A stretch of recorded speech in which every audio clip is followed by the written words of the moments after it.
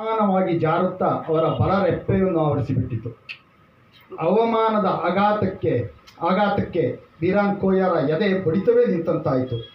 ಕೈಕಾಲು ಸ್ವಾಧೀನ ತಪ್ಪಿದಂತಾಗಿ ಯಾ ಅಲ್ಲ ಎನ್ನುತ್ತಲೇ ಕುಸಿದು ಕುಳಿತುಬಿಟ್ಟರು. ಇದು ಇಷ್ಟು ಎಫೆಕ್ಟಿವ್ ಆಗಿದೆ. ಇದನ್ನು ಬದಲಾವಣೆ ಮಾಡ್ಕೋಬೇಕಾಯ್ತು ಅವರು. ಏಕೆಂದರೆ ನಾನು ಅದನ್ನು ಸ್ಪಷ್ಟವಾಗಿ ಊಹೆ ಮಾಡ್ಕೋಬಲ್ಲೆ. ಇದು ಇಲ್ಲ ಒಂದು ನಿಮಿಷ. ಶೇಷಾದ್ರಿ ಸರ್ ಏನೇನು ಹೇಳಿ ಬಯಸ್ತೀರಾ ಈ ಪ್ರಶ್ನೆಗೆ ಸಂಬಂಧಿಸಿ ನಿಮ್ಮ ಯೋಚನೆಗಳು? ಸಿನಿಮಾದ ಭಾಷೆ ಬೇರೆ, ಸಾಹಿತ್ಯದ ಭಾಷೆ ಬೇರೆ. ಮೊದಲಿಗೆ ತುಂಬಾ ಜನಕ್ಕೆ ಎರಡು ಒಂದೇ ಭಾಷೆ ಅಂತ ಅನ್ಕೋತಾರೆ. ಸಾಹಿತ್ಯ ಕೃತಿಯ ರೂಪಾಂತರ ಸಿನಿಮಾ ಅಲ್ಲ. ಸಿನಿಮಾ ಸಾಹಿತ್ಯದ ಮುಂದುವರಿದ ಭಾಗ, ಅಥವಾ ಇನ್ನೊಂದು ಅದೇ ಕೃತಿಯನ್ನ ಬೇರೆ ಮರು ಕಟ್ಟುವಿಕೆ ಅಂತ ನಾವು ಭಾವಿಸ್ತೀವಿ. ಈಗ ನೀವು ಹೇಳಿದ್ರಿ, ನಾನು ಅದೇ ದೃಶ್ಯವನ್ನ ಚಿತ್ರೀಕರಿಸಬಹುದು. ಹೇಗೆ ಕಾಣುತ್ತೆ ನಿಮ್ ಕಣ್ಣಿಗೆ? ಚೆನ್ನಾಗಿ ಕಾಣಲ್ಲ ಅಷ್ಟೇ. ಅದಕ್ಕೋಸ್ಕರ ಅದನ್ನ ನಮಗೂ ಜಿಗುಪ್ಸೆ ಬರಬಾರದು. ಆ ಮಚ್ಚನ್ನ ಇಟ್ಕೊಳ್ಳೋದಿದೆಯಲ್ಲ, ಮಚ್ಚ ಇಟ್ಕೋಬೇಕಾ ಬೇಡವಾ ಅಂತ ನಾವು ಒಂದು 4-5 ದಿವಸ ಚರ್ಚೆ ಮಾಡಿದೀವಿ. ನಾವು ಬೋಳ್ವಾರ್ ಬೇರೆ ಹೇಳಿದ್ರು, ಮಚ್ಚನ್ನ ಅವಳು ಎಸೆದ್ರೆ ಅದು ಸಮುದ್ರದಲ್ಲಿ ಹೋಗಿ ನಿಂತ್ಕೊಳ್ಳುತ್ತೆ, ಅಲ್ಲಿಗೆ ಫ್ರೀಸ್ ಮಾಡೋಣ ಅಂತ. ಇಲ್ಲ, ಅದು ವಿಜುವಲಿ ಚೆನ್ನಾಗಿರಲ್ಲ ಅಂತ.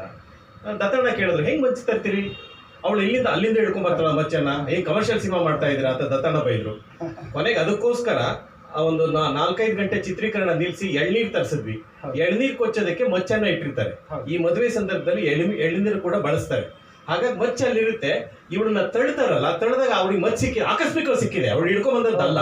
ಅದು ತಕ್ಷಣದ ಪ್ರತಿಕ್ರಿಯೆ. ನೋಡೋದವ್ರಿಗೆ ಅದು ತುಂಬಾ ಘೋರ ಅಂತ ಅನಿಸ್ಬೋದು. ಹಾಗಾಗಿ ಅದ್ರ ಬದಲು ಮಾಡ್ಕೊಂಡು ಆ ಮಚ್ಚನ್ನು ಬಳಸಿದ್ದು ಕೂಡ ಸಾಕಷ್ಟು ಯೋಚನೆ ಮಾಡಿ ಬಳಸಿದ್ದು. ಹಾಗಾಗಿ ಎರಡು ಒಂದು ಅವಳ ಪ್ರತಿಭಟನೆಯನ್ನು ಮಾತ್ರಲ್ಲೇ ಮಾಡ್ಬೋದಾಗಿತ್ತಾ? ಅದು ಒಂದು ಚರ್ಚೆ ಮಾಡಿದ್ವಿ ನಾವು. ಮಚ್ಚನ್ನು ಬಳಸದೆ ಮಾತಲ್ಲಿ ಮಾಡಿದ್ರೆ ಎಷ್ಟು ಎಫೆಕ್ಟಿವ್ ಆಗಿರ್ತಾ ಇತ್ತು ಅಂತ. ಬಹುಶಃ ಇವತ್ತು ನಾನು ಈ ಸಿನಿಮಾ ಮಾಡಿದ್ರೆ ಮಾತಲ್ಲಿ ಮಾಡ್ತಾ ಇದ್ದೆ. ಅವತ್ತು ಮಚ್ಚನ್ನು ಬಳಸ್ಬೇಕು. ಇನ್ನೂ ಸ್ವಲ್ಪ ನಾನು ಇಲ್ಲ, ಮಚ್ಚು ಕೂಡ ಅಲ್ಲ, ಈ ಕಥೆಯಲ್ಲಿ ಅವಳು ಉಗಿದಿದ್ದು ಅಥವಾ ಸಿನಿಮಾದಲ್ಲಿ ಅದು ಮಚ್ಚಿ ಎತ್ಕೊಂಡಿದ್ದು ಎರಡೂ ಕೂಡ ಬಹಳ ಸಿಂಬಾಲಿಕ್ ಆಗಿ ಮತ್ತು ಇವರು ಹೇಳಿದ ಹಾಗೆ ಒಂದು ದೊಡ್ಡ ರೂಪವಾಗಿ ಬಂದಿದೆ. ಹಾಗಾಗಿ ಇದು ಕಥೆಯಲ್ಲೂ ಇದು ಅತ್ಯುತ್ತಮವಾದ ಕೊನೆ, ಮತ್ತು ಸಿನಿಮಾದಲ್ಲೂ ಕೂಡ ನಿಜ. ಅದು